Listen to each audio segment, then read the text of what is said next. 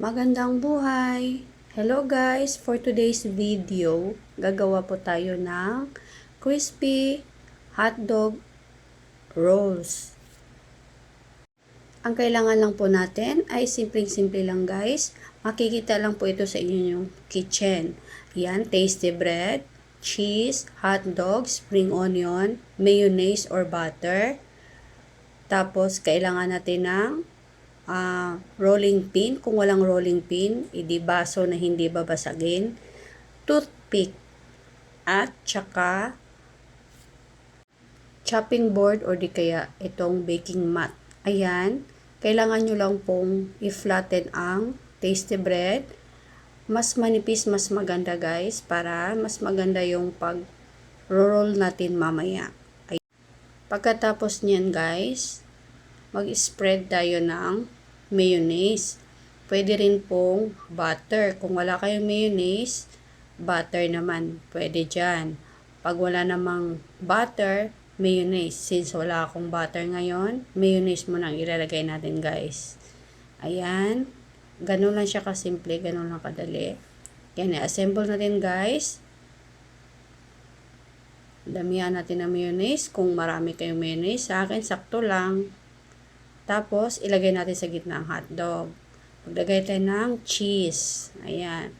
Medyo konti lang yung cheese ko guys. Mas maganda sana kung maraming cheese para mas maganda yung result nito pag na tunaw na yung cheese sa oven. Tapos, i-fold natin guys. At lagyan natin ng dalawang toothpick. Ayan na siya guys. Tapos, maglagay tayo ng spring onion.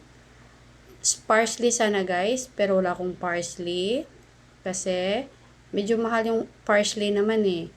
So, spring onion na lang kasi kunti lang kailangan mo guys, kahit isang dahon lang, i-chop lang maliliit. Ganyan lang siya guys. I-garnish lang naman yan guys. Actually, optional naman yan. Pero since may spring onion naman tayo, lagyan na lang natin para maganda tingnan.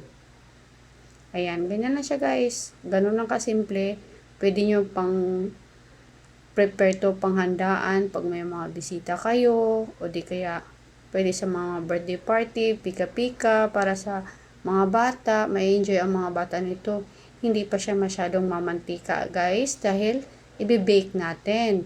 O di kaya kung meron kayong air fryer, pwede naman siyang i-air fry din.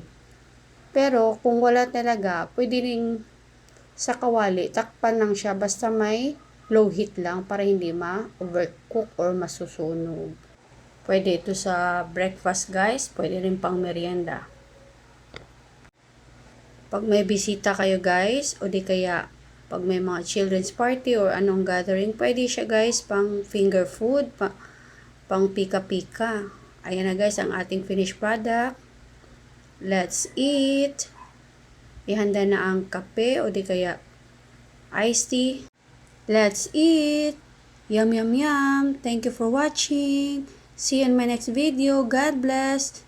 Bye!